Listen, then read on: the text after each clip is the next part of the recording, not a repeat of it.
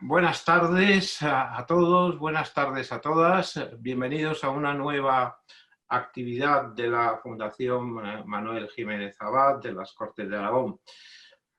En este caso, todas las actividades son gratas, no voy a decir lo contrario, pero en esta es una actividad especialmente grata y personalmente muy grata.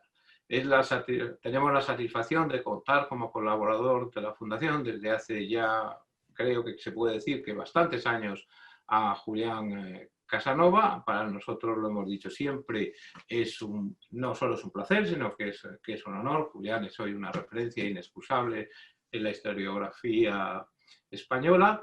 Y tenemos hoy el doble placer de tenerlo entre nosotros para que nos hable de su último libro, de un libro que, bueno, ayer me comentaba, ha alcanzado en menos de un mes 3 ediciones, algo que creo que es histórico, valga la redundancia, para un libro de estas características.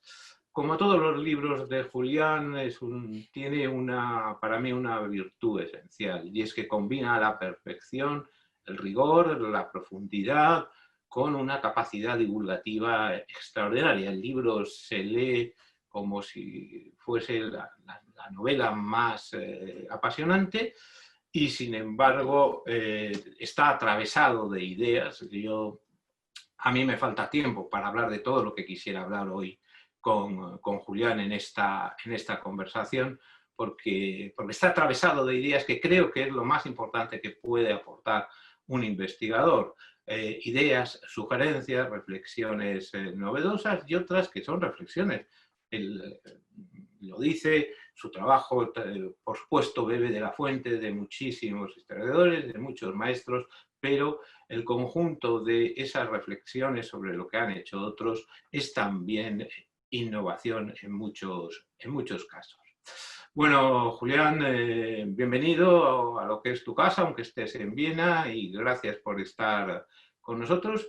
Mi idea es ir dándote entrada para que tú reflexiones sobre el volumen y hacerlo a través de algunas de las ideas transversales que yo he considerado que a mí me han parecido más relevantes en tu libro.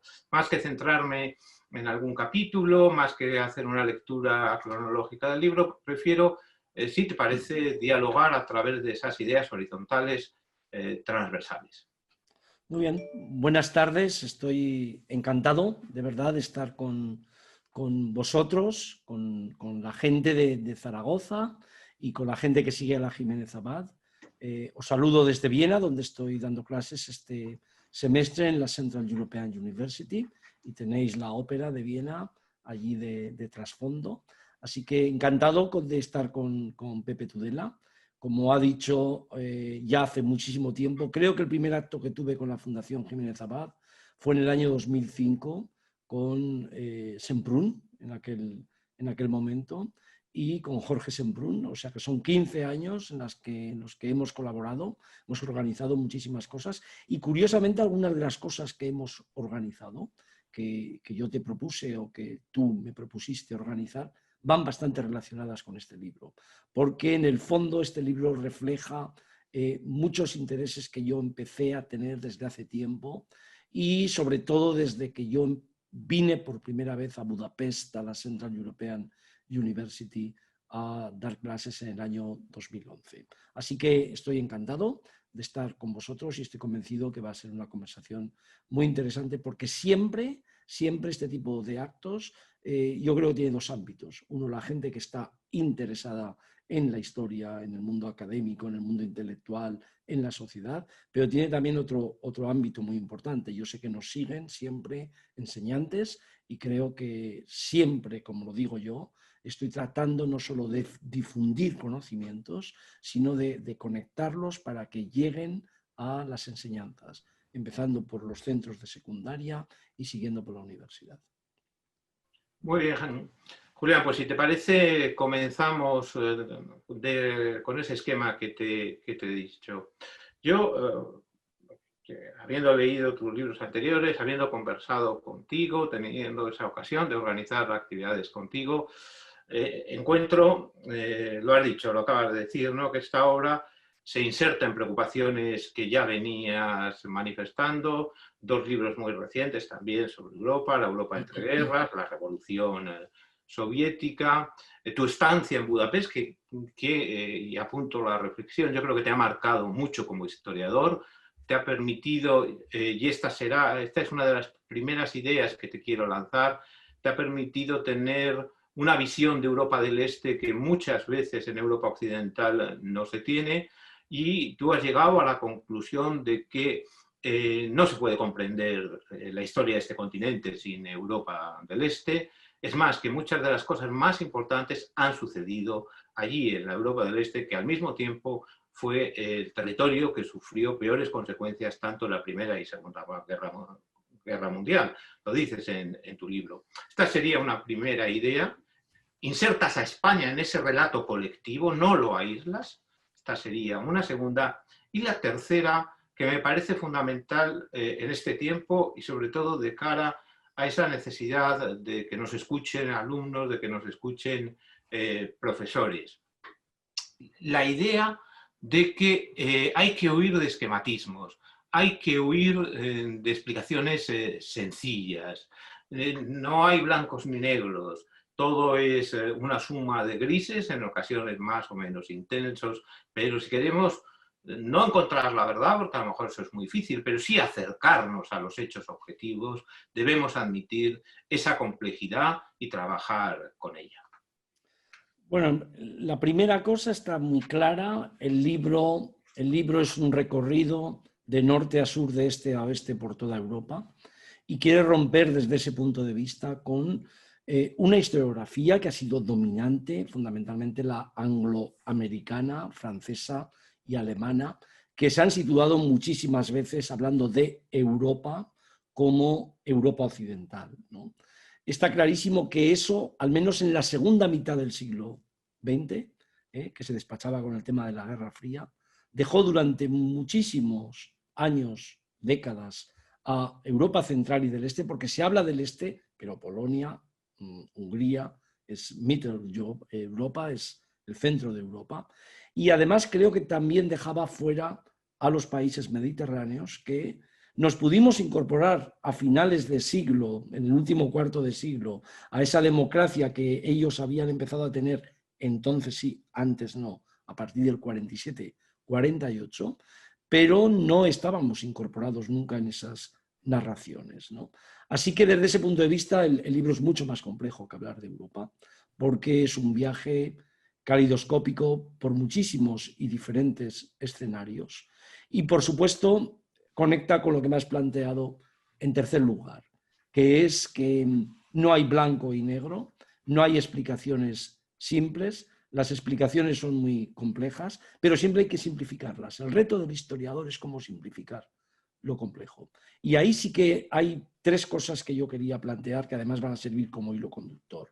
La primera, no hay verdades absolutas, pero sí que hay verdades relativas, a no ser que pensemos que la historia es una forma de ficción. Si no pensamos que la historia es una forma de ficción, hay un camino intermedio entre el ultrarrelativismo, cualquiera puede opinar, o la objetividad absoluta de que el historiador pretende que lo suyo sea sagrado. Hay un camino intermedio. Y ese camino intermedio solo se consigue a través de la indagación, a través de la investigación, de los viajes, del contacto con la historiografía, no dejar nunca de hacer lo que yo llamo una lectura crítica del pasado. Nunca. Y para hacer lecturas críticas del pasado hay que meterse en otros idiomas, hay que meterse en otros contextos. Esto es muy claro. Hay una verdad relativa, no hay verdades absolutas. Aquella gente que cree que no hay diferencia entre la opinión y la investigación y el conocimiento, pues es muy libre de decidirlo, pero este no es el camino que los historiadores tomamos. Hay un segundo punto también muy importante. Todos estos temas, el este más todavía que el occidente, están hoy mediatizados por un cruce de memorias y por usos políticos de la historia. Lo que se ofrece siempre en este libro, en esa complejidad, es decir, bueno, esto está bien, lo entiendo, entiendo que los historiadores tengamos problemas para sentar las bases de nuestro conocimiento en este mundo de era digital, de las redes sociales, con tanto uso político de la historia y revisionismo sobre la historia, pero les vamos a demostrar, o yo voy a demostrar en mi libro, que hay un camino diferente para el conocimiento del pasado y que las lecciones del pasado solo se aprenden con rigor, conociéndolas con rigor y respetando muchísimo lo que los historiadores han hecho antes que los que hemos llegado tarde. Dicho de otra forma, quien crea que se puede revisar la historia a la luz de cualquier acontecimiento político en cualquier momento, está negando la base fundamental del oficio del historiador. Y hay un tercer punto que me gustaría muchísimo destacar. Cuando nosotros escribimos estos libros, y cuando yo escribo este libro y tengo ante mí el reto ingente de tantos países, tantas fuentes, hay una cosa que hay que elegir, que es cómo jerarquizas los hechos, cómo narras los hechos. Y la narración es fundamental. Creo que fue una asignatura pendiente durante muchísimo tiempo de la historiografía española. Envidiábamos a los hispanistas, yo envidiaba mucho a los historiadores angloamericanos. Creo que la comunicación es esencial. Si los historiadores no sabemos comunicar, solo sabemos comunicar a nuestro público que estudia historia, somos personas ajenas a la sociedad. Todo esto está en el trasfondo, en mi opinión, del libro. Sin duda ninguna, y cualquiera que lo haya leído, y sobre todo cualquiera que conozca tu trayectoria, sabe que esas preocupaciones están allí. Tu preocupación por el oficio de historiador, tu reivindicación del cómo, del qué debe ser un historiador, por un lado, y por otro, tu afán en divulgar, tu afán en que ese conocimiento no quede simplemente en las aulas, sino que llegue a la sociedad y que llegue con rigor, que las dos cosas son posibles. Me voy a atrever a subrayar lo que yo creo que es una primera tesis muy relevante de tu libro, llena de sugerencia y que me parece que atraviesa todo. Bueno, la Primera Guerra Mundial y sobre todo después de, quizá en las últimas décadas, se ha considerado como la gran fractura, como el origen de todas las violencias. Hasta la Primera Guerra Mundial estaríamos viviendo ese mundo feliz que describió Stefan Zweig y tantos novelistas, ese mundo feliz que llevó a los jóvenes a las estaciones a coger los trenes para ir a la guerra llenos de felicidad. Eso se rompió, consideramos, abruptamente con la Primera Guerra Mundial. Pero tú subrayas una idea que es esencial. Hilando con esa misma idea de que no todo es blanco y negro, que todo es mucho más complejo, dices, bueno, es que no es así. Es que antes de la Primera Guerra Mundial hay una violencia subyacente muy importante. La Primera Guerra Mundial y lo que desemboca el asesinato de Sarajevo no es fruto de una circunstancia coyuntural. Hay un sustrato. Y en ese sustrato, y si me equivoco, por supuesto, me rectificas, yo apunto dos ideas que me parecen especialmente importantes. Primero, la tensión social. Esa Europa feliz en realidad escondía una Europa injusta, una Europa llena de personas marginadas, de personas en condiciones de extraordinaria precariedad. El anarquismo más violento ya había hecho su aparición. Es decir, existía una tensión social que impedía ya de por sí hablar de esa Europa feliz. Pero, y me gustaría que te extendieses aquí, porque a mí siempre me ha parecido una idea central, en tu libro se va a reiterar. Europa, creo, nunca ha interiorizado, porque seguramente ni ingleses, ni alemanes, ni franceses estaban en condiciones de hacerlo, el colonialismo como parte de su historia. El colonialismo como una parte esencial de la Europa occidental, no una parte marginal de la historia, sino una parte esencial de nuestra historia. Y ese colonialismo está lleno de la más brutal violencia que, me parece, dices, se acabará proyectando también en la Primera Guerra Mundial. Sí, yo creo que hay una idea esencial que cuesta, porque quien había establecido esta idea de que el siglo XX era un siglo corto, desde 1914 hasta el derrumbe de la Unión Soviética, era nada más y nada menos que Hobsbawm, a través de un libro que marcó un estilo, una imagen cronológica. Él había hecho un largo recorrido por el largo siglo XIX, que venía ya desde la Revolución Francesa, es decir, desde finales del siglo XVIII hasta el XIV, y esa idea costaba muchísimo quitarla. ¿Y cómo se podía limitar o paliar o matizar? A través de una investigación profunda que yo cogí a través de 3 hilos conductores. Primero es la violencia colonial. La violencia colonial, que no es solo lo que estamos pensando que hay en la actualidad, con todo el tema de las estatuas y la revisión, sino que es fundamentalmente una violencia que está basada en una idea supremacista, etnonacionalista, de la superioridad de una raza, de una misión civilizadora. Y en nombre de esa misión civilizadora, descubrimos los historiadores que todo lo que pensábamos que había roto la Primera Guerra Mundial, aquellos ejércitos que se enfrentaban, pero había diferencia entre el frente y la retaguardia, no se tocaban las mujeres, no se tocaban los niños, no se cometían atrocidades si no era en el frente de guerra, todo eso había desaparecido. Esa frontera se había esfumado, se había difuminado claramente en las colonias de Bélgica, de Gran Bretaña, de Alemania y de Francia, por nombrar los países más importantes. Este es un tema capital. Es un tema capital porque toda esa violencia tiene un efecto rebote a partir de 1914 en el continente.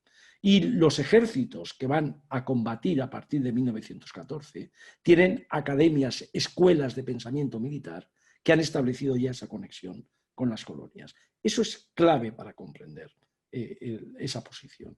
El segundo tema que planteas, que tú lo has planteado en primer lugar, es también fundamental, que es esa Europa que cree que vive buenos tiempos, porque la edad del imperio, la edad del capitalismo está incorporando a las clases trabajadoras, es un tema falso en aquel momento, porque hay una cantidad de gente dentro de las clases dominantes que no quieren ensanchar la base política.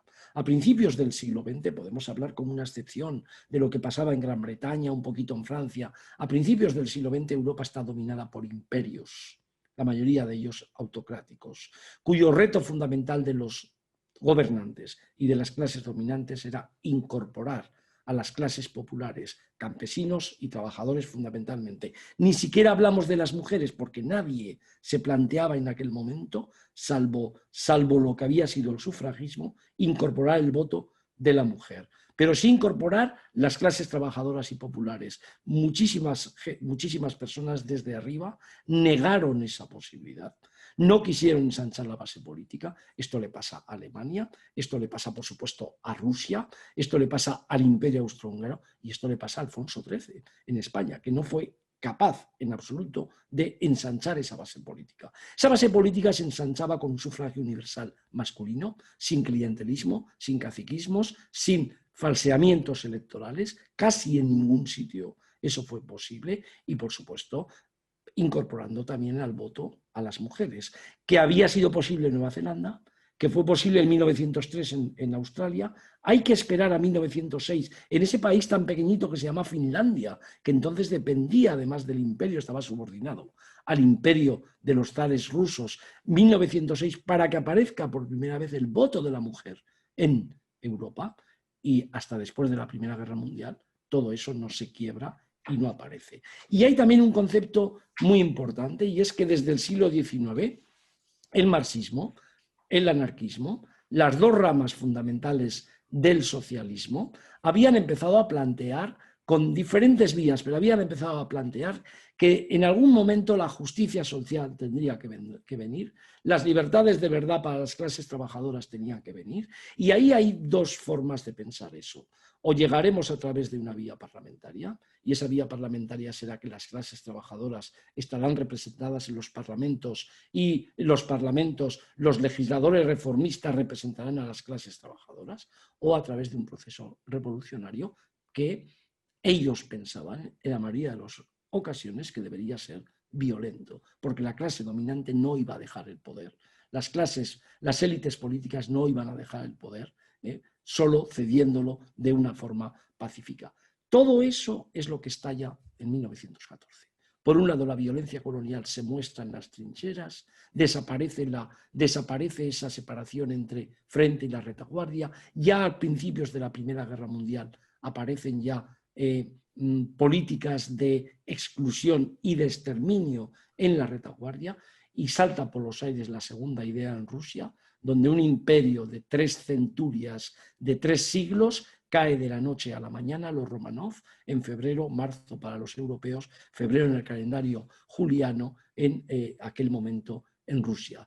Todo eso, si no se explica, es una idea franco-británica, pensar que desde la guerra de Prusia y de Alemania de los años 70, con Bismarck, todo lo que había pasado era pacífico. Y además trato de mostrar también que hay insurrecciones como la del 5 en Rusia, la del 6 en Rumanía, la Semana Trágica en España, que estaban advirtiendo de que además de que las clases trabajadoras querían reivindicar en los sindicatos, querían incorporar leyes sociales, además de eso había gente que cuando salían a la calle y mostraban sus reivindicaciones eran fuertemente reprimidas por las fuerzas de orden público. Es decir, que hay una violencia que estaba ya explicada de alguna forma. Yo creo que la idea de que esa Europa es una Europa que está construida, además del tema social, en esa cultura, creo que se puede decir, dime que no, en una cultura del imperialismo que se basa en esa supremacía, en una supremacía étnica que sospecho en algunas ocasiones sigue llegando hasta ahora en cómo miramos, no cómo actuamos a lo mejor o menos, pero sí en cómo se sigue mirando a lo que no es Europa, lo que muchos siguen considerando el mundo civilizado. Ya te decía que me gustaría construir esta conversación sobre ideas transversales. Hay otra idea que me parece muy, muy importante para explicar esa violencia y para explicar sobre todo la profundidad de esa violencia, el carácter horizontal de esa violencia. Y yo lo he definido como expresiones singulares de la violencia, como manifestaciones singulares, básicamente las derivadas del nacionalismo, de la violencia étnica y la violencia contra las mujeres.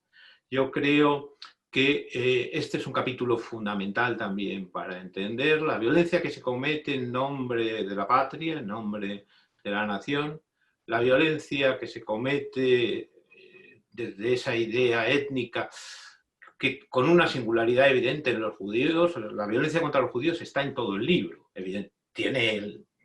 tiene esa definición mayor. Y te preguntaría por la singularidad del Holocausto, por lo que el Holocausto tiene como singularidad, pero los judíos como víctima de la violencia están casi desde la primera página, y por supuesto esa expresión brutal de violencia contra las mujeres que se manifiesta en distintas ocasiones, que en la Segunda Guerra Mundial tiene episodios brutales como el avance del ejército soviético sobre Alemania, la violencia después como represión después de la guerra en Francia contra las colaboracionistas, o en España contra las que habían sido rojas, o en Bosnia-Herzegovina como colofón de esa violencia contra las mujeres. Me gustaría que hicieses un apunte sobre este capítulo. Creo que la historia política, militar, diplomática tradicional no había captado las grandes grietas que abre la modernización en el siglo XX. La modernización, la industrialización, las revoluciones científicas, tecnológicas. Y esas grandes grietas son en nombre de la nación, de la raza, de la clase, del género y de la religión. Y desde ese punto de vista, en todo mi libro aparece desde el principio todo eso, pero hay un capítulo transversal que es el quinto, que yo llamo violencia sin fronteras, que quiere decir sin límites. Pero sin fronteras no es solo territoriales, sino que estoy hablando de sin fronteras de izquierda, derecha, de arriba, de abajo, que están muy claras. Y ahí es clarísimo también que yo quería coger como hilo conductor la violencia sexual, porque la limpieza étnica y el genocidio estaban bastante más trabajados. La violencia sexual, aunque había habido muchísimos avances de la historiografía sobre las mujeres, el género, el voto, sobre todo el voto, la igualdad en las fábricas, la participación en política, en movimientos sociales. Sin embargo, la violencia sexual era un tema prácticamente inexplorado hasta que apareció con toda la fuerza en la violencia contra las mujeres musulmanas en la guerra de Bosnia en los años 90, que tenía dos peculiaridades. Una, que ocurría no como un eco del pasado, que yo digo a veces, como una rima, sino que ocurría de verdad cuando la gente pensaba que todo eso ya era pasado, ya era historia. Es decir, la gran sorpresa del siglo XX es el final de los años 90 en la antigua Yugoslavia, cuando después de las revoluciones casi todas pacíficas, salvo la de Rumanía en 1989, nos pega en la cara de Europa, y muchos no atendieron a ella, nos pega en la cara de Europa todo el tema de la limpieza étnica, el genocidio y la violencia sexual. Y esa violencia sexual contra las mujeres musulmanas en Bosnia obligó, porque además fue a los tribunales por primera vez, porque la violencia sexual había sido siempre muy barata, ¿no? En la definición clarísima de lo que significaban las guerras, no se llevaba como crímenes en la humanidad. A partir de la guerra de Bosnia, todo eso empezó a trabajarse. Y todo ese trabajo es lo que he ido recogiendo, porque la gente entonces empezó a pensar, vamos a Armenia. Entonces iban a Armenia y veían que entonces la violencia era con las mujeres cristianas. Vamos a la guerra civil y a la independencia de Irlanda y veíamos el rapado del pelo en las mujeres en Irlanda. Y además con ritos, porque todo esto lleva ritos. La violencia sexual es una violencia muy interesante estudiarla a través de ritos, porque es específica, no es solo una violencia de género, sino que tiene características específicas muy importantes. Después pasábamos a la guerra civil española, a la posguerra, y veíamos a las pelonas, a esas mujeres que les rapaban por haber sido rojas, las humillaban. Por cierto, casi siempre el rapado era privado, después la sacaban a pasear, pero el rapado era por las noches y no era público. Vamos después a las mujeres colaboracionistas o acusadas de colaboracionistas en Francia. 20.000 mujeres fueron rapadas acusadas de colaboracionismo, casi siempre en público, en las estaciones. Habréis visto las imágenes de maquinillas de personas cortando el pelo de mujeres francesas. Nos vamos a la gran violencia de las tropas soviéticas en Viena, en Budapest y sobre todo en Berlín, hasta todo lo que ocurre en Bosnia. Pero no solo eso, pongo una mirada diferente también a los campos de concentración, al tema del Holocausto. Y no solo eso, sino como decías antes y me preguntabas, que la historia no es blanca y negra, sino que la historia tiene muchos colores y a veces el caleidoscopio pasa por prismas muy diferentes. Como imagen de todo eso, muestro también cómo hay mujeres verdugos, cómo hay mujeres cómplices, cómo hay mujeres colaboracionistas, cómo hay mujeres que dan un paso al frente, a veces para dar imagen de libertad, a veces dan un paso al frente también para reprimir. Así que juego siempre con algo muy importante. Saco a la luz lo que no me gusta y lo que sé que a algunos no le van a gustar. Esa es una función fundamental del historiador. No silenciar nada cuando encuentras algo y sobre todo no ocultar nunca aquello que encuentras si crees que va a molestar a tu narración o que va a molestar al hilo conductor que tú estás utilizando. Y la violencia sexual desde ese punto de vista es algo tan transversal, tan diferente a lo que hemos visto en otros episodios de la historia, que me da la impresión que merecía mucho la pena. Tengo que insistir en una cosa, lo digo por si alguien cree que esto es la moda actual del género, la moda actual de los feminismos, no tiene nada que ver. Esto es sencillamente decir, los historiadores en los últimos años, historiadoras más que historiadores, en los últimos años han profundizado en estos temas, han profundizado desde grandes esquemas empíricos para sacar a la luz de archivos que estaban desconocidos, inexplorados, todo esto, y esto merece la pena. Desde ese punto de vista, los historiadores nunca atendemos a modas. Eso sí, la historiografía está relacionada siempre con el contexto. Desde ese punto de vista ya he dicho que la historiografía no es un laboratorio y que toda la violencia sexual aparece con el tema de Bosnia. Y una última, como un epílogo. Todo lo que antes era religión, etnias o limpiezas étnicas, ahora aparece como una especie de historia cultural. La historia cultural ha dado una vuelta de tuerca a todo esto, porque en la limpieza étnica, en el antisemitismo, en muchas de los genocidios, la raza, la clase y el género y la religión están unidas. Con lo cual, todo eso antes, la historia social no fue muy capaz de incorporarlo, pero la nueva historia cultural lo ha incorporado bastante, bastante bien. Bueno, una cuestión antes de seguir, que si alguien desea plantear preguntas a Julián, por favor las incorpora al chat y cuando acabemos nuestra conversación tendremos un tiempo para esas preguntas. Otra idea que es, bueno, aparece desde el título, ¿no?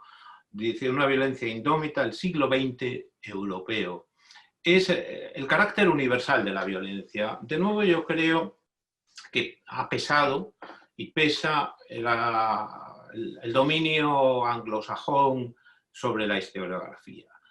Por ejemplo, la Guerra Civil Española sería una excepción de barbarie propia de los españoles. Habría pueblos pueblos civilizados, especialmente, por supuesto, el británico, el francés, que habrían vivido al margen de esta cultura de la violencia. Yo creo que el libro es un alegato extraordinario frente a esta tesis, la derrumba completamente. Y el caso es más, entre comillas, y si se puede decir, normalizas la Guerra Civil Española, forma parte de los brutales episodios del siglo XX. Llegas a decir que hay una cultura compartida que se extiende desde esa Primera Guerra Mundial, incluso con las raíces anteriores que hemos dicho, una cultura compartida que consideraba a la violencia como un instrumento útil y legítimo. Y eso era común a todos los civilizados estados europeos, y añades que entre 1918 y 1939, 45, ningún estado resuelve pacíficamente los problemas. Es decir, existe una cultura de la violencia institucionalizada y de la cultura útil que resuelve los problemas. Más o menos es así, ¿entendido? Sí, yo creo que es una buena apreciación. Yo no es que la palabra normalizar siempre parece que es como que quieres quitar, pero yo hace mucho y muchos historiadores hace mucho que insistimos que la Guerra Civil Española, que empieza como un conflicto interno, o lo sitúas en el contexto internacional o no entiendes nada. Y por cierto, no entiendes nada de la posguerra hasta 1945 y después no entiendes nada de lo que pasa, por qué Franco puede permanecer a partir de 1945, porque esa es también una historia muy vinculada. Entonces había una visión tranquilizadora, que además los diplomáticos británicos la extendieron mucho, ¿no? Que es un poco, dejen a este país porque está lleno de guerras civiles en su historia y solo saben matarse. Que era una visión muy tranquilizadora que no tenía nada que ver en absoluto con la situación que había pasado, con lo que era la historia de España, por mucho que aquí haya siempre gente que piense que nosotros tenemos una historia guerra civilista. Solo los que no viajan y no quieren utilizar el telescopio de la historia pueden defender esta tesis. Cuando pasó todo en Bosnia, la visión tranquilizadora, John Major, desde el Reino Unido y otra gente, decía, si estos son los Balcanes, ¿no saben ustedes que los Balcanes ya en tiempos, como Viriato en España, pues el tiempo, o en la península, en tiempos ya inmemoriales ya se estaban matando? Hasta que salieron los historiadores y les dijeron, mire, ustedes no entienden absolutamente nada, porque como están pensando que este es un conflicto étnico y que las luchas étnicas lo causan, en vez de ver que el conflicto étnico es una consecuencia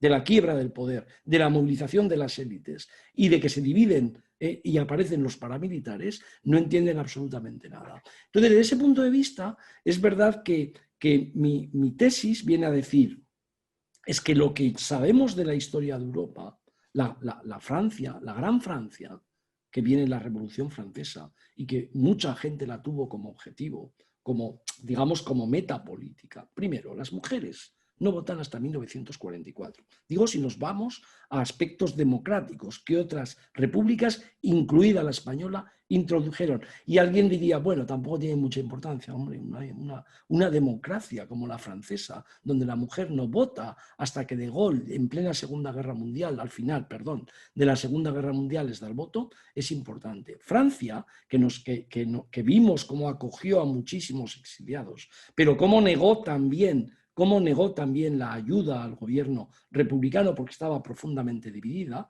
cuando la invasión salieron cómplices delatores, informantes, colaboracionistas en aquella Francia. Todos los países de Europa, ahí sí que el Reino Unido es un poquito diferente, todos los países de Europa, excepto Portugal, España, si se considera la Guerra Civil Internacional, y Suecia, son ocupados una, dos o tres veces entre el 39 y el 45. Y la ocupación es un fenómeno fundamental para entender tres cosas. La seriedad de la violencia. Podemos hablar de la Guerra Civil Española y de lo que queramos. Los grandes fenómenos más violentos se dan con la ocupación. Y Polonia, que es el paradigma de tres ocupaciones, es el paradigma de todo lo que estamos hablando. Aquella gente que crea que nuestra historia es dramática, violenta, que viajen un poquito a Hungría, que viajen un poquito a Alemania, que se vayan a Rusia, que se vayan a Polonia y a otros países. Lo de la ocupación es fundamental. Hay un segundo aspecto que también es muy importante para no normalizar, pero para mostrar todo esto.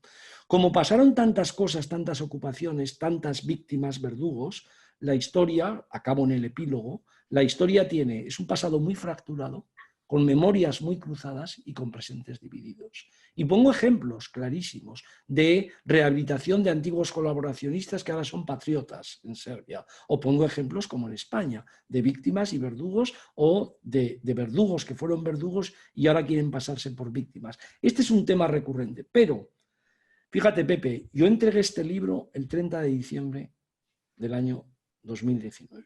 Iba a salir el 8 de abril del año 2020. La pandemia lo impidió y apareció el 8 de septiembre del 2020. Mientras este libro estaba no en imprenta, sino después de que no pudo salir en abril, hasta que salió, apareció con fuerza todo el tema de la violencia racista en Estados Unidos, todo el tema de las estatuas en Estados Unidos, a ver qué hacemos con Leopoldo y con los grandes padres de la patria en Bélgica, a ver qué hacemos con estos que pensábamos que eran los grandes padres también del imperio británico y ahora quieren derribar las estatuas. Es decir, todo el tema que yo planteo aquí empezó a sacudir a países que se creían indemnes de esto, porque pensaban que la violencia había estado en otros países. El día que los británicos hagan una revisión profunda, pero no solo historiográfica que la están haciendo, sino una revisión profunda del legado del imperialismo, pero para mirar con libertad al pasado, no para castigarse, y posiblemente no para derribar estatuas, que yo personalmente le doy otro papel a los lugares de la memoria. El día que los británicos lo hagan, se darán cuenta de algunas de las cosas que estamos planteando desde hace tiempo los historiadores. Y en el tema de la guerra civil, es que esto es clave. Lo que pasa es que en el tema de la guerra civil ya no se puede pensar en España. No se puede pensar porque los historiadores que profundizamos en la guerra civil estamos siempre bajo sospecha. Tenemos más fuentes sobre la guerra civil que sobre ningún periodo de la historia. Conocemos mejor a los personajes, tenemos muchísimo más conocimiento sobre cualquier aspecto de la guerra civil que cualquier colega mío sobre el siglo XVIII, sobre el siglo XV, no digamos sobre el siglo V o sobre el siglo IV antes de Cristo, pero estamos bajo sospecha. E incluso la gente que no tenemos por qué poner encima de la mesa nuestro currículum vitae internacional, estamos bajo sospecha. Sospecha significa que creen que nosotros opinamos sobre la guerra civil, que creen que nosotros no hacemos historia, sino que como no casa con lo que le contó la propaganda política, su familia, los recuerdos familiares, estamos continuamente en ese debate. Al final yo he decidido que lo que hay que hacer es investigaciones rigurosas, profundas, y entrar muy poco, interactuar muy poco con la gente que no respeta el conocimiento. Con la gente que respeta el conocimiento, todo. Con la gente que no respeta el conocimiento, absolutamente nada. Porque este es el camino. Porque es evidente que tú estás hablando de la abrumadora memoria de los vencedores sobre los vencidos durante más de 30 años, 35, pero después la transición podemos contar 40, 45 y la gente te saca paracuellos. Entonces, claro, así no, este no es el sistema. Yo, por ejemplo, y acabo esta cosa, Pepe, yo, por ejemplo, cuando escribí la venganza de los siervos, me di cuenta que yo, para legitimar la violencia bolchevique o la stalinista, no podía ir a decir, ojo, lo que había sido la violencia zarista. Pero es que los historiadores no estamos en esto. Yo no tengo que hacer eso como historiador, ¿no? Entonces, este es el tema fundamental. Como imaginaba, algunas cosas se me van a acabar quedando en el tintero, pero hay una idea, la has comentado antes, pero aunque sea breve, Julián, la reflexión es importante. La relación entre la modernidad y esta cultura de la violencia. Esto, porque ahí hay un factor cultural esencial. Ese cambio social que implicó la gran modernización de Europa entre finales 19, principios 20, genera. ¿Tú crees que tiene ahí una relación de causa-efecto con esa cultura de la violencia? Este es un tema muy interesante. Yo he abordado tu reto en vez de con frases cortas y breves para que hubiera mucho, sabiendo también que el pensamiento analítico es fundamental cuando quieres desarrollar algo y que la gente se dé cuenta, ¿no? Que esto no es un test. Por eso a veces estoy extendiendo esto. La modernidad es un tema fundamental. Mira, a finales del siglo XIX, todos los inquebrantables creyentes en el progreso, pero no solo las clases dominantes, sino también los socialistas, los anarquistas, los marxistas, que lo eran, creían que de alguna forma la modernización liberaría a la humanidad.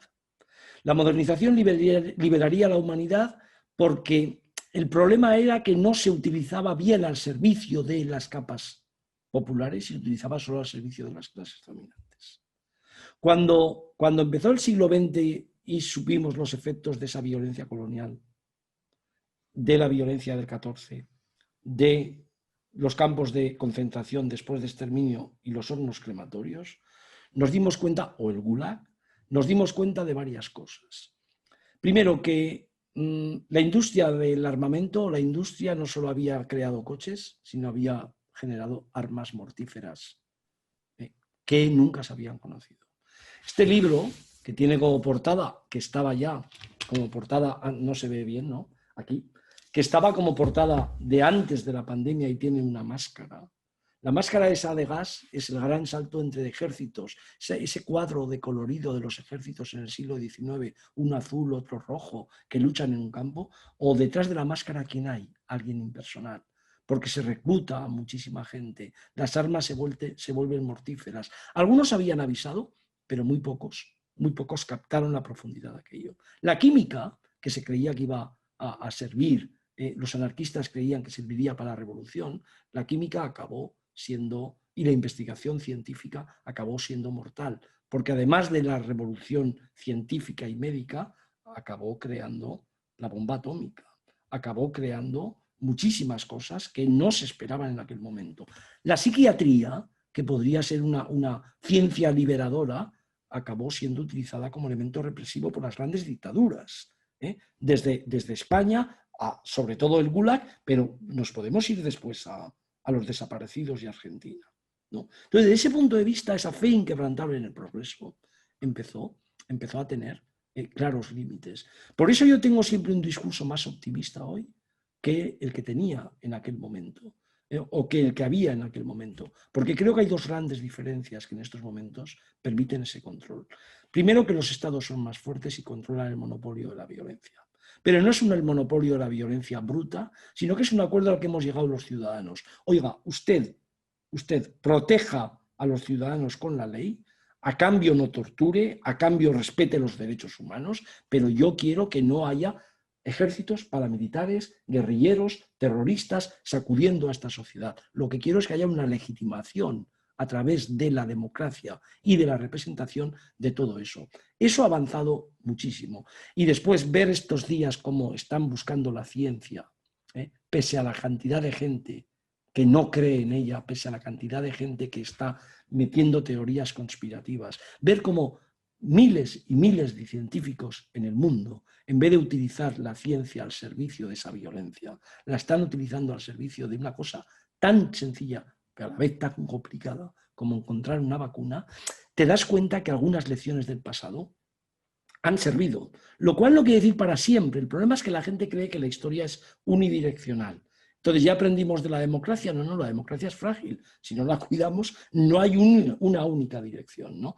Porque dos enseñanzas muy grandes, termino con esto, que doy en el libro es, la historia nunca es una dirección de calle única, nunca, que va y ya no puedes volver, y la historia tiene carreteras secundarias. Y en esas carreteras secundarias es donde están los desposeídos, las víctimas, los que no aparecen en las historias oficiales, y o atendemos a eso, o atendemos a la desigualdad, atendemos a esa gente que se queda sin trabajo y que ya no puede volver a trabajar, atendemos a esos inmigrantes que no queremos, atendemos a todas esas cosas, o esta sociedad quebrará como quebraron otras, sin ninguna duda, por mucho que tengamos instrumentos más importantes. Pero la modernidad y ese inquebrantable fe en el progreso, cómo se rompe, cómo se quiebra en el 14, es una gran lección para que hoy no se quiebre de nuevo, en mi opinión.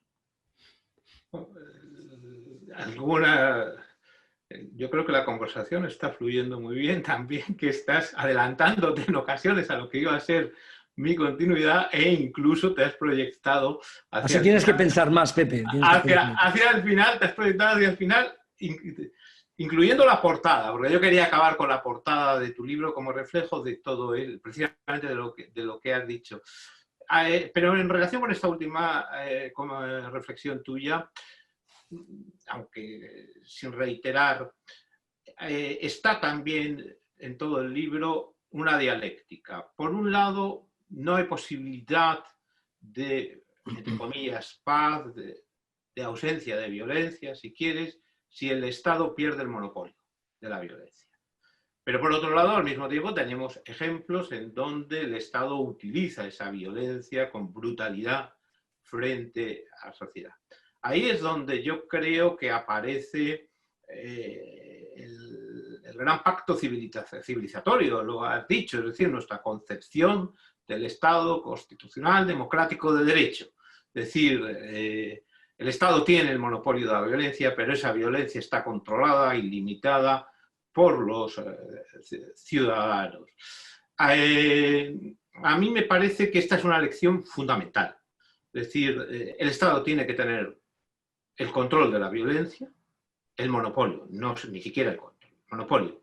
Pero, sin embargo, hay que seguir cuidando que el Estado no se exceda, hay que seguir manteniendo vivo todos los controles para que el Estado no tenga la más mínima tentación de excederse en ese ejercicio. Este es uno de los grandes peligros de la democracia, lo vemos en muchos países ya en Europa, y ese es el gran peligro de Estados Unidos. En estos momentos, yo creo que el país que está más cerca de que todo esto pueda quebrarse por la cantidad de armas que tienen, sin control, es Estados Unidos. A mí me parece que eso es básico, porque en mi libro, la tesis famosa de que la guerra mundial no acaba en el 18, es fundamentalmente la tesis de que mucha gente que se va con las armas desde el frente a la retaguardia y no acepta la derrota, montan organizaciones paramilitares ultranacionalistas, acusan a los políticos de que habían estado en la retaguardia de traidores, Mussolini, D'Annunzio, hacen lo mismo en Italia, incluso aunque estaban en el lado vencedor, y todos esos nombres y apellidos paramilitares, que por cierto son antisemitas, antibolcheviques, antimujeres, tienen un discurso frente a la mujer roja que empieza a dar pasos, todos esos aparecen después, en los años finales de los 30 y de los 40, en los campos de exterminio, dirigiendo campos de exterminio, las políticas de exterminio. No, hay un hilo conductor clarísimo entre los que luchan a favor de la patria y la nación del 14 al 18. Pierden la guerra y después están en el 39 y en el 45 luchando frente a todos los agravios, la democracia, el socialismo, la revolución, que han pasado contra la patria. Y en aquella parte que había ganado la guerra, que parecía que era la salvación, aparecieron todas las contradicciones que he planteado antes. Desde ese punto de vista, la ocupación de Alemania, que lleva en la primavera, verano del 40, de lo que se consideraban las democracias, cómo salió a la superficie, desde los sótanos, cómo salió a la superficie toda esa delación, complicidad y colaboracionismo, es una buena muestra de todo esto. Quiero insistir sobre la portada y quiero insistir sobre el título. Indómita significa que no se puede controlar porque en algún momento hay razones poderosas que han creado esa violencia. Indómita no es un adjetivo para decir, bueno, apareció así y nadie la podía controlar. No se puede controlar precisamente por lo poderosa que es y por la gente tan poderosa que tiene detrás de los que ejercen la violencia. Este es un tema clave. Y la máscara creo que es el signo de los tiempos. Creo que es el gran cambio entre el siglo XIX, las identidades nacionales, y el siglo XX, donde las masas, eso que se llamaban masas en sentido despreciativo, aparecen y detrás hay gente anónima. Por eso la historia durante tanto tiempo tuvo tantas dificultades por identificar a hombres, mujeres, campesinos, trabajadores, porque solo iba a las fuentes oficiales. Luego este libro es una advertencia, de nuevo, para decir, el historiador o viaja por esas carreteras secundarias o ve a los anónimos que están detrás de la máscara. Después también tengo un dramatis personae, donde salen ilustres de la historia esta, ilustres para bien o ilustres para mal, normalmente para mal, ¿no? Pero la máscara indica también un enfoque historiográfico. Solo detrás del anonimato, solo a través de las historias en minúscula o con minúscula, se puede descubrir la historia. Yo siempre lo digo ahora, la historia con mayúsculas, ve a la Wikipedia, te la van a dar en cualquier momento, cualquier nombre y apellido. La era digital nos ha traído todo eso, pero las otras historias hay que indagarlas, hay que buscarlas, hay que encontrarlas. Y cuando crees que las tienes, como no las ordenes bien, el discurso es irrelevante. Luego, tan importante como investigar un libro como este es cómo construyes la narración para explicarlo. Puedes tener una investigación profunda, puedes tener una investigación preciosa, pero no tienes el pulso, no encuentras el pulso. Por eso al final la decisión es de los lectores, Pepe. Por eso al final la decisión es, sí, ya sabemos que sabe mucho, pero a mí no me dice nada. O ya sabemos que sabe mucho, pero me lo ha sabido comunicar. Creo que estas dos conexiones, el conocimiento y la comunicación, están en el signo de nuestro tiempo. Por eso es tan importante llevar esto a las aulas, a la universidad, no quedarnos solo en la enseñanza académica, pero a partir de allí está clarísimo que la narración se aprende leyendo, escribiendo, viajando. Si alguien cree que no tenemos que seguir trabajando, que no maduramos, que ya está todo hecho, que esto ha pasado mucho con funcionarios, con gente que ha llegado ya a un nivel y a partir de ese momento ya no se paran, no indagan. No, esto es un viaje continuo. Yo creo que cada libro muestra tu madurez. Y tu madurez es que tienes que buscar, tienes que indagar. Y se aprende muchísimo también de la gente que viene detrás. No solo de la gente que nos ha precedido, sino de los estudiantes, de los doctores, de los que vienen investigando. Hay que ser un poco, desde ese punto de vista, hay que ser un poco humilde y plantear algo que no hacían los viejos maestros, que era miraban mucho arriba, pero abajo no miraban nunca. No, hay que mirar, hay que formar a los discípulos y que ellos te ayuden a ti, ¿no? Bueno, pues hay todo un capítulo, pero quizás sea demasiado para la hora que estamos, que hubiese gustado, que hubiese podido proyectar más, que es lo que me parece una triste historia, la historia de la Europa del Este. Yo creo, aquí sí que estoy siendo muy osado, ¿no? Pero me da la sensación de que desde la descomposición del Imperio Austrohúngaro hasta la caída del muro en el 89 es una historia triste, es una historia de un conjunto de naciones, de estados, con una profundidad cultural extraordinaria. Nadie puede negar la cultura húngara, la cultura polaca, las grandes raíces de Chequia, de Eslovaquia, y sin embargo parece que no ha encontrado en todo el siglo XX su lugar. Y no sé, sinceramente, si después de la caída del muro ha acabado por encontrarlo o no. Bueno, esta es una cosa que están investigando muy bien los colegas, historiadores, politólogos, sociólogos, antropólogos, toda la gente que está trabajando en ciencias sociales y en historia en estos países.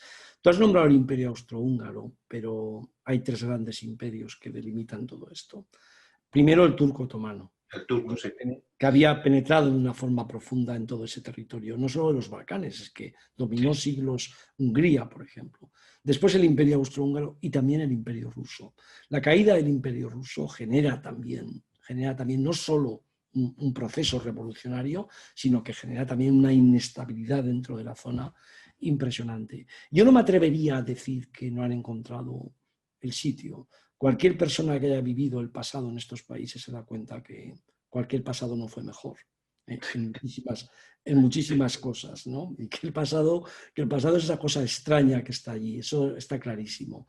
Pero es verdad que tuvieron un final de siglo más optimista que el actual.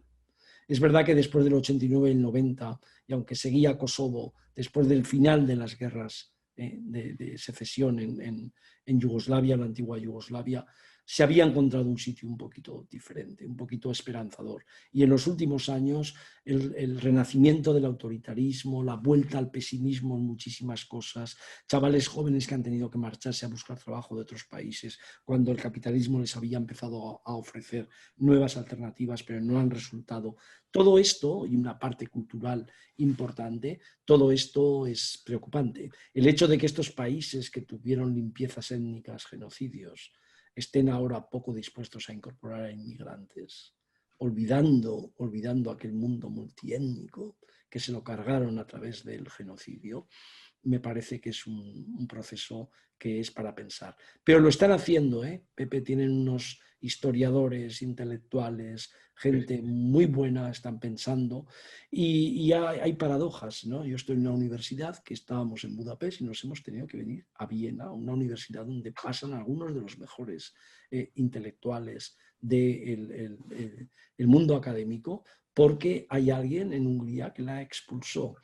Esta es también la fotografía de lo que está pasando. Hay que prestar mucha atención a la historia, vuelven los ecos, las rimas, el antisemitismo, cosas que nos parecen que son pequeñitas, pero llevan ya años instalándose. Y las políticas de exclusión son una cosa, ya existían en los años 20 y 30, pero las políticas de exclusión, como te lleven después a políticas donde el exterminio aparece como un término fundamental, son muy diferentes. Así que esta es la realidad, es repensar el siglo XX a la luz del siglo XXI, no dejarse influir por la política actual para marcar el pasado, pero es verdad que el fin del siglo XX, también en España, era más positivo, que la crisis del 2008 y lo que ha pasado en el 2008 ha situado a la felicidad europea en un límite muy claro, sobre todo a esta generación joven, a estas generaciones jóvenes que vienen detrás y que como no tomen testigo importante, actúen de una forma diferente, el mundo se les va a escapar. A los que estamos ya en fase de retirada se nos escapará poco, pero a ellos se les va a escapar. Y es curioso, me estoy dando cuenta con la pandemia, cómo muchos de ellos no se dan cuenta que todo esto va a tener unas consecuencias para ellos impresionantes y que el lamento no sirve. Cuando hay que tomar acción de verdad, el lamento no sirve. Y yo eso se lo digo muchas veces a los estudiantes, ¿no?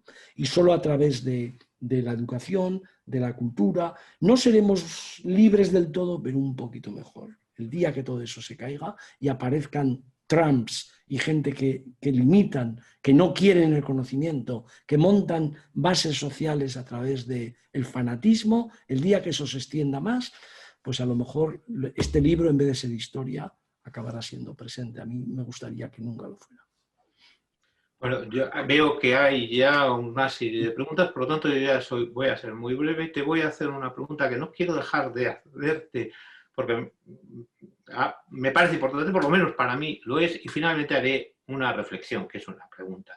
La pregunta, Julián, el siglo XX, tú estudias aquí Europa, ¿eh? Pero el siglo XX es un siglo de extraordinaria violencia global. Es decir, si analizamos lo que sucede en América, lo que sucede en Asia, lo que sucede en África, nos encontramos con un panorama desolador, brutal, con una violencia normalizada. Lo que pasa es que pensando sobre esto, me he dado cuenta de que en gran parte esa violencia extraeuropea tiene raíces europeas. Tiene raíces en la Guerra Fría, tiene raíces en el pensamiento de la Sorbona si hablamos de los Khmers rojos, tiene raíces evidentemente en la CIA si estamos hablando de las dictaduras argentinas y chilenas, por no decir de los muchísimos conflictos en África. ¿Compartes esta idea de que Europa de alguna manera extiende esa cultura de la violencia, al margen, por supuesto, de que también haya elementos endógenos fuera de nuestro continente? Bueno, siempre hay que matizar que este libro está también lleno de rutas en las que se veía que ahí había libertad, había más justicia, había más igualdad, que a veces se bloquearon y a veces no. Es decir, esta no es una historia de nuevo en blanco y negro donde todo es violencia. Pero creo que tu pregunta está metida desde el principio del libro. Y empiezo algo así. Europa era el país más poderoso del mundo. Y no digo solo económico, sino que hablo también del poder militar. El legado de Europa ha sido este. El legado futuro será menos europeo. Europa va a tener menos influencia en todo lo que viene. El capitalismo ha cruzado el Pacífico. Está en China, Corea, Japón, India. Y creo que desde ese punto de vista el siglo este fue tan europeo, la globalización fue tan metida desde Europa que las consecuencias fueron muy claras, porque a principios del siglo XX es que dominaba el mundo. Es que solo después de la Primera Guerra Mundial el capitalismo desde el punto de vista económico cruza el Pacífico, empieza Estados Unidos. Estados Unidos, la gente no sé si sabe que es un país que cuando la Guerra Civil, años 60 del siglo XIX, tenía 30 millones de habitantes. Hoy tiene 330 millones de habitantes. A principios del siglo XX era un país que empezaba a tener cierto poder económico, pero no tenía ningún poder imperial e internacional. Entonces, desde ese punto de vista, creo que todo eso es un claro reflejo de lo que está planteando en este libro. Voy a leer, porque para los que no hayan leído, cómo empiezo el mundo de privilegios, lujo y poder, con una persona de la aristocracia, que después tuvo la muerte de la aristocracia, pero que no estaba muerta. La gente creía que el Ancien Régime había desaparecido con la Revolución Francesa y el siglo XIX. Y esta mujer, que es la duquesa de Sermoneta, en unas observaciones que publica en 1947, dice esto que creo que refleja perfectamente lo que estamos planteando. Recuerdo un viaje en automóvil con amigos por algún lugar en Europa Central en el verano de 1912. El conductor paró delante de un edificio pequeño y preguntamos por qué. Es la frontera, respondió. Tengo que mostrar la documentación del coche. Y añade ella, no recuerdo siquiera qué frontera era. En aquellos días toda Europa era nuestro patio de recreo. Esta reflexión creo que es una reflexión que es maravillosa. Es maravillosa Para empezar este mundo de lujo, poder y privilegio que se hunde. Ella lo dice con nostalgia, ella lo dice porque sobrevivió. Otros ella sabe de su condición que no pudieron sobrevivir, pero ella sobrevivió y lo cuenta con nostalgia, pero lo cuenta a su vez de una forma tan elegante, ingenua, ¿no? En el sentido de decir, pues si era todo nuestro, que a mí qué más me da si estaba en Hungría, estaba en Polonia, si es que no lo recuerdo, porque era nuestro patio de recreo. Es que la definición del patio de recreo, que es el patio trasero, eso que además están los sirvientes, ¿no? Porque en el patio de recreo están o los niños, los ingenuos o los sirvientes. Creo que es un punto de partida del libro que elegí, que me parece que es acertado. Es magnífico y te aseguro que consigues que ya el libro empiece con una fuerza extraordinaria. Bien, yo acabo con una reflexión, Julián, una reflexión entre el optimismo y el pesimismo. Yo, a pesar de todo, comparto contigo un cierto optimismo, a pesar de todo. Entre otras cosas porque frente a todo lo que hemos estado hablando, creo que hoy tenemos interiorizada una cierta cultura de paz. Es decir, hay un rechazo instintivo a la violencia. Un rechazo que ya se extiende hasta la violencia contra los animales, porque hoy nos parece normal de rechazar determinadas prácticas, pero hay que recordar que hace solo 30 años era lo más normal del mundo y nadie se podía escandalizar, nadie se escandalizaba, nadie se ocurría contra los animales. Pero yo tengo la sensación de que sí que tenemos interiorizados, especialmente los jóvenes, una mayor cultura, una cultura de la paz, y la violencia la rechazamos. Y por eso incluso episodios que hasta hace poco no eran visibles, o acosos que no eran visibles, hoy lo son y los condenamos. Esto me parece muy importante, es decir, hasta, entre comillas, microviolencias. Esta sería la esta positiva.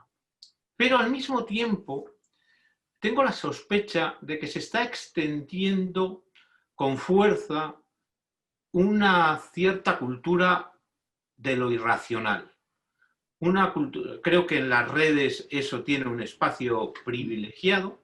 Tú lo decías antes, hay gente con la que no puedo sentarme a conversar sobre mi libro porque el lenguaje es otro, porque no estamos hablando desde el conocimiento. Me hablan desde otro lenguaje. Yo veo que esa cultura de la sinrazón, de quiebras también de fundamentos importantes del Estado de Derecho, me dices, esta universidad ha tenido que dejar Budapest, empieza a no ser tampoco, bueno, en Estados Unidos en estos momentos no sabemos cómo van a discurrir las próximas elecciones presidenciales, son palabras mayores, ¿no? Es decir, lo resumiría diciendo que la sinrazón empieza a ganar posiciones frente a la razón, y yo creo que la sinrazón es siempre un precedente, puede ser por lo menos un precedente de la violencia. ¿Crees que existen motivos para el optimismo? ¿Crees también que los hay para el pesimismo? ¿Cuál es tu balance? Bueno, el balance, cuando se hace un balance tan global, de nuevo es imposible que tenga solo un color. Hay una advertencia inicial a lo que tú has planteado. Desde el 45, desde que acabó la Segunda Guerra Mundial, la mayor parte de las guerras ya no han sido entre estados, sino que han sido civiles y fuera de los grandes imperios. Esta es también una forma de relativizar la violencia, es decir, la gente no la ve en su casa, pero no siente la que hay en Siria. Antes de esta pandemia, e incluso antes de los últimos 2-3 años, la guerra de Siria marcó muchísimas cosas, nos daba fotografías del pasado y sin embargo hemos visto las dificultades que tienen los estados modernos para intervenir o no intervenir o qué hacer cuando surgen estos conflictos. Así que es verdad que no ha habido guerras internacionales en la segunda mitad del siglo XX, pero ha habido guerras civiles que han provocado guerras intraestados, si no las quieren llamar ustedes civiles, guerras dentro del Estado, que intraestatales, que han provocado decenas de millones de muertos. Entre otras cosas, han provocado también grandes éxodos de gente huyendo de la violencia. Luego ahí está el mundo, ese mundo está allí. Lo que pasa es que el que consume ropa en Occidente, los que vivimos bien en Occidente, no tenemos por qué estar con la empatía con ese tema. Dicho esto, yo por qué siempre planteo después de un libro como este que hay caminos de optimismo, porque sí que creo que la sociedad civil ha avanzado mucho. Ya no me voy solo al Estado como antes. Los Estados no han podido hacer este gran pacto en el que controlan la violencia si no hubiera sido porque la sociedad civil ha luchado, porque la sociedad civil ha tenido realmente protestas, movimientos en contra de la represión, en contra de la violencia. Sí que la sociedad civil es muy importante. Por eso es tan preocupante lo de Estados Unidos. Por eso es tan preocupante, porque por primera vez se ve una división tan profunda desde hace muchísimo tiempo en la sociedad civil y además tan armada que provoca temor. Claro, la gente antiamericana o la gente que cree que esto es un problema de Trump, que está loco, no se da cuenta que esto impregna a todo el mundo, que esto va a afectar a todo el mundo, ¿no? Creo que las generaciones jóvenes, es verdad, que están creciendo con algunos valores que no crecieron aquellas sociedades. Pero cuidado, también había una cultura de la paz antes del 14, de tal forma que el movimiento socialista se identificaba por el internacionalismo. Y cuando llegó la Primera Guerra Mundial, los movimientos obreros de cada país en vez de ir al internacionalismo, saludaron el patriotismo y se fueron reclutando a la guerra. Salvo en Serbia y después en Italia, no hay un gran debate en los partidos socialistas para ver si entramos o no entramos en la guerra. O sea que desde ese punto de vista la historia no es cíclica, pero sí que enseña siempre cosas. Y por último, creo que necesitamos una cosa. Este es un mundo de poder y hay mucha gente que tiene más poder que otros. Y necesitamos mayor responsabilidad de los políticos y de la gente que tiene el poder financiero, mediático. Entonces la gente también es muy tranquilizadora hablar siempre de los políticos, pero ahí hay mucha gente implicada. ¿Y qué es la responsabilidad? Lo que yo planteo a lo largo del libro. ¿Por qué hay gente más responsable que otra? Porque tiene más privilegios, porque tiene más poder. Y la gente que tiene más privilegios y más poder, en el momento que no los utiliza al servicio de otros, sino que lo utiliza solo al servicio de un grupo, de una élite, de una clase o de un grupo económico o de forma egoísta, de nuevo el ejemplo de Estados Unidos, esa gente acaba siendo mucho más irresponsable. Luego, el grado de irresponsabilidad no lo hace la valoración ciudadana. El grado de irresponsabilidad en las democracias lo provoca. Tú tienes el privilegio, respeta ese privilegio y utilízalo al servicio de los demás. Yo lo he dicho siempre en la enseñanza. Yo no puedo estar, por mucha democracia que haya, yo no estoy a la altura de la responsabilidad que mis alumnos dentro de la clase. Yo tengo mucha más responsabilidad que ellos, tengo que cuidar muchísimo más lo que hago y sobre todo tengo que decidir que para enseñar bien tengo que seguir trabajando. Luego, desde ese punto de vista, creo que faltan 3 cosas fundamentales y a cabo. Una ética del trabajo, importantísima, que lleve a pensar que la gente trabajando no tiene por qué solo explotar o hacerse rico de forma deprisa y rápida, sino que la ética del trabajo es algo que hay que compartir. Segundo lugar, y muy importante, la gente tiene que ser más participativa. Esto de votar cada 4 años y el resto, salvo cuando hay protestas, pasar olímpicamente de lo que es la conexión entre la política y la sociedad, pues puede ser de nuevo muy tranquilizadora, pero no está bien. Y tercero, volvamos a los orígenes, a la educación. Vamos a volver a la educación. Siempre acabo con este tema. No es que sea un inquebrantable creyente en que la educación va a darnos la libertad total, pero donde esté el conocimiento, donde esté el privilegio de poder ser educado, donde esté el privilegio de la educación para todos, la educación puede ir después a la sanidad, puede ir a otros servicios, hay que respetarlo. Por eso temo tanto esta gente que piensa que en el fondo la educación debería tener también una jerarquización privada, pública, para unas élites, para otros. Me da cierto temor, pero ese ya sería otro tema. Bueno, tendría alguna cosa más que decirte, pero yo me voy a callar porque hay bastantes preguntas y me parece que deben tener protagonismo.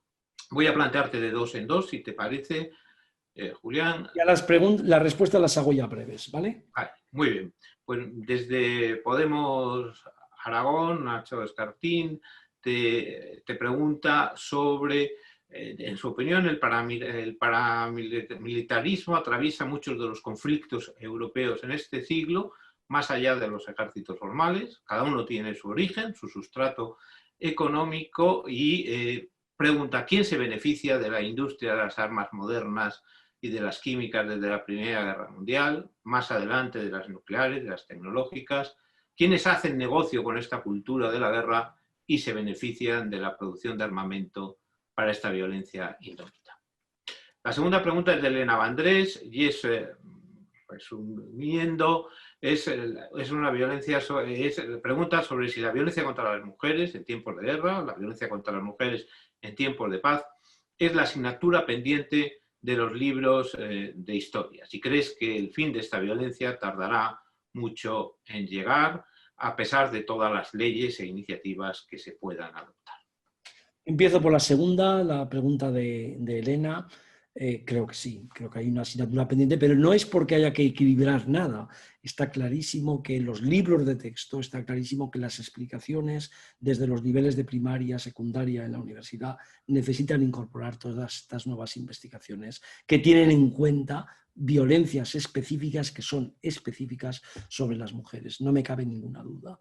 El paramilitarismo, de nuevo, solo hay paramilitarismo cuando se dividen los medios de coerción.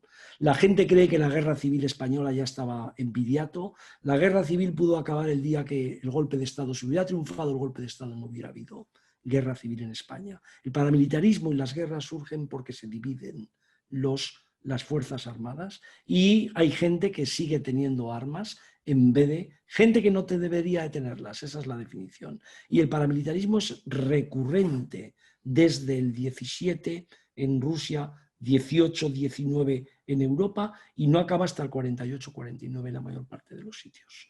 Eso está clarísimo. Pero si nos fuéramos a Latinoamérica, encontraríamos también que la división de las Fuerzas Armadas provoca también guerrillas, paramilitarismos, terrorismos de otra forma. Y por supuesto que todo eso tiene grandes cauces de financiación, que tiene una legitimación. La guerra necesita una legitimación. Nadie va a la guerra. La gente cree que la guerra la hacen los grandes magnates. No, la guerra necesita bases sociales amplias. No hay guerra sin gente en el siglo XX y eso necesita una legitimación. Una legitimación que no es solo el poder de las armas, sino ideológica, cultural, de raza, y cuando la gente ya está convencida de que eso vale la pena, de que luchar por esa cosa vale la pena, el pacifismo retrocede.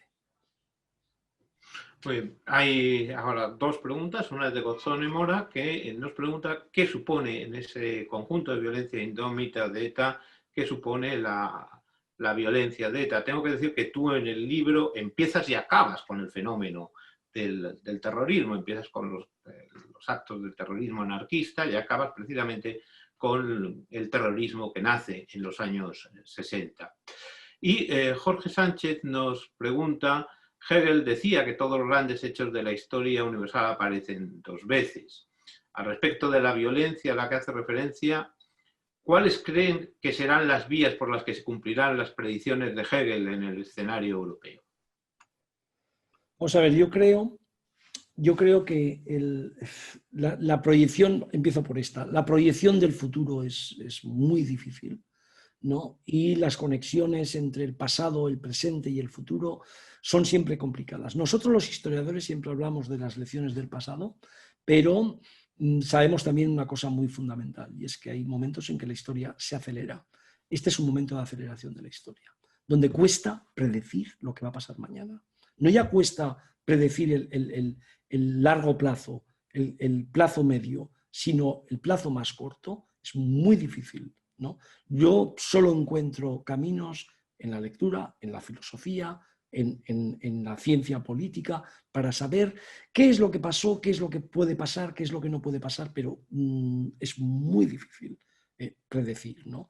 Y el tema del terrorismo, estoy contestando de una forma muy breve, el tema del terrorismo está clarísimo que aparece al principio y está clarísimo que aparece en todo el tema de cómo, aunque las democracias después del 45 limitan la violencia, tienen dos ejes donde aparece la violencia, la colonial, que de nuevo la están revisando, y el terrorismo. Y ahí el terrorismo está clarísimo que hay un tipo de terrorismo de clase, un tipo de terrorismo neofascista en los años 70, y hay un tipo de terrorismo vinculado muchísimo más a aspectos nacionales, que son los que sobrevivieron muchísimo más, que fueron el IRA y ETA. La peculiaridad de ETA ya sabemos que después pasa hasta el siglo XXI.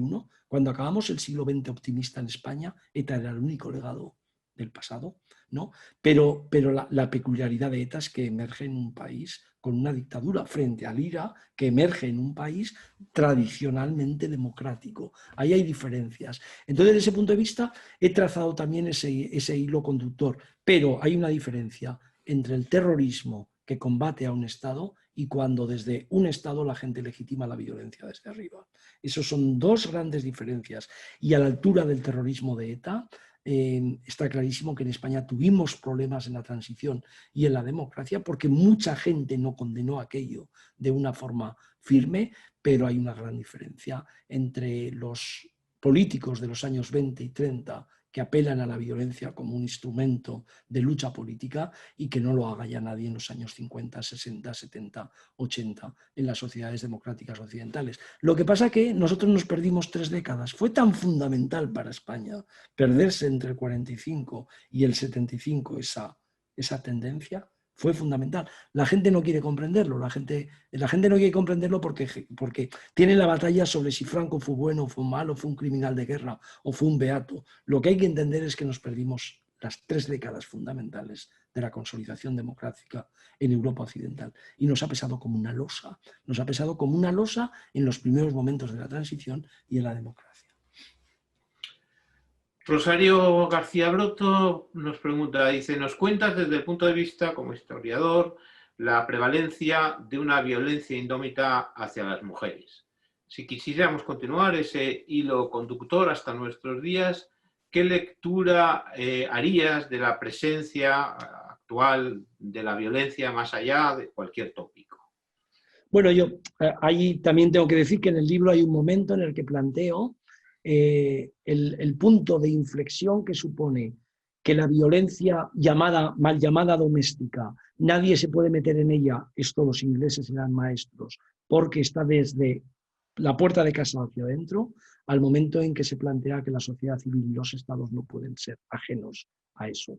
Y esto fundamentalmente viene a partir de los años 70. Y ahí hay luchas y mujeres luchando por eso. Ya sé que ahora todo también está diciendo, bueno, este es el discurso de las feministas. No, hay gente que abre muchísimos caminos. Cuando los demás no tenían ninguna percepción de esa violencia, había gente que las estaba denunciando. Y este es el tema del divorcio, este es el tema del aborto, es el tema de cosas tan específicas a las mujeres. Los caminos que nos traza esta historia están muy claros. Hay que erradicar esas formas de violencia y para eso se necesitan estados que sepan legislar, políticos responsables que quieran y tengan empatía en esa legislación y sociedades civiles que cuando aparecen estos fenómenos de violencia que tenemos todos los días de forma cotidiana, no echen la vista atrás o no digan, mira, y los hombres también sufren la violencia, este tipo de cosas. No puede ser que cuando matan a un judío alguien diga, hombre, también los nazis de vez en cuando mataban a alguno. Este tipo de equiparaciones morales no sirven de nada. Si yo estoy denunciando la violencia sexual, no me pongan otra violencia para ver si dejo de denunciarla. Las equivalencias morales están muy bien en la religión, están muy bien en la interiorización, no sirven de nada en los planteamientos sociales. Y una última pregunta que creo que te gustará. Nos pregunta un opositor para profesor de educación secundaria y te hace dos preguntas para un estudiante, por ejemplo, de cuarto de eso. Primero, ¿qué pautas debería seguir para explicar este tema y cómo se deberían gestionar los lugares de memoria histórica? Muy bien, se lo agradezco muchísimo. ¿Se llama, perdón?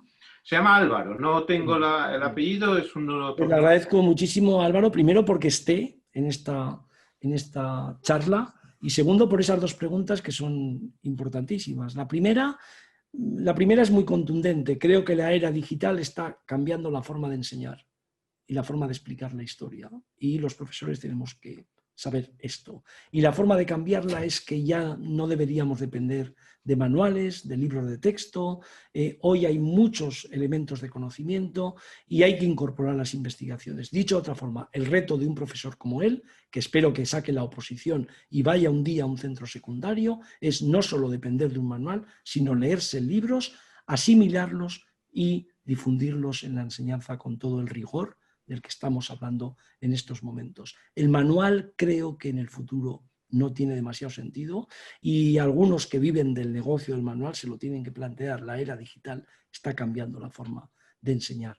Y yo siempre he dicho que los lugares de la memoria, los lugares de estatuas, los lugares nunca hay que resignificarlos, hay que explicarlos. Si tú derribas los lugares de la memoria, las generaciones futuras no los van a conocer. Lo que no puede ser es que los lugares de la memoria sirvan para hacer apología del momento en el que esa estatua se construyó, pero los lugares de la memoria hay que situarlos en el contexto. Cuando alguien hace una estatua dedicada a un imperialista británico, la hace porque en ese contexto esa sociedad quiere que el imperialismo británico, el imperialista, esté en la plaza de un pueblo y todo el mundo sepa que forma parte de esa identidad. Si tú la destruyes hoy, no vas a entender nada de aquel contexto. Otra cosa es que yo haga apología de esa persona que hizo eso. eso es otra cosa. Así que es un tema difícil, pero los lugares de la memoria, los historiadores, la mayoría pensamos que hay que respetarlos. A lo mejor otros no están de acuerdo. Y sin embargo hay gente que cree que los lugares de la memoria hay que resignificarlos. Y por cierto, donde estén los museos, es decir, si todo lo que se ha destruido se hubiera llevado a un museo bien explicado, si todas esas calles que cambian en Zaragoza y antes se llaman General Franco y Conde Aranda, alguien supiera cuándo se hicieron, se llevaran las placas esas, se hubieran respetado, eso es lo que nos ha faltado. La gestión pública del pasado en España ha sido nefasta y además nunca han contado con la gente que sabe. Es más, cuando han contado con gente porque equilibran uno de aquí, otro de allá, otro para que no, no, hombre, no. Cuando tú quieres hacer una cosa tienes que llamar a la gente que sabe sobre ese tema. Y por cierto, si no te gusta lo que te dice, pero te lo dice conociéndole o con conocimiento, haz caso, si no, no lo llames. Entonces, dos cosas. Una, que no han hecho caso al conocimiento y otra, que las pocas veces que nos llaman quieren escuchar lo que ellos quieren oír. Y claro, la historia, como indica este libro, pues las cosas que tú quieres oír a veces no son las que ocurrieron en el pasado. Pues nada, Julián, yo creo que hemos conseguido introducir en tiempo la conversación, hemos conseguido... Bueno, has conseguido responder. Porque te has hecho una magnífica labor, Pepe. O sea. Has conseguido responder estupendamente a las preguntas. Yo vuelvo a estar, vamos, estoy encantado y solo puedo acabar como iba a acabar, aunque me lo hayas estropeado, y es con la portada del libro. No es una casualidad que este libro lleve 3 ediciones en menos de un mes. No es ninguna casualidad. Cualquiera, no ya que quiera entender mejor el siglo XX, sino que quiera entender nuestro presente, debería leerlo. Sería una lectura estupenda para nuestros jóvenes. Nos ayuda a entender muchas de nuestras dudas y ayuda también a plantearnos preguntas. Ayuda también a decir, bueno, pues a lo mejor hay cosas que creíamos que estaban claras y que no están tan claras. Es decir, bueno, es lo que hace el trabajo, un gran trabajo de investigación y además con esa virtud tuya extraordinaria de comunicación, de capacidad de transmisión, que creo que hay que poner también en valor. La portada, ese era mi final, me parece magnífica, porque consigues en esa máscara, consigues representar tanto la violencia como el tránsito al siglo XX, una violencia oscura, una violencia anónima, pero que puede con todo.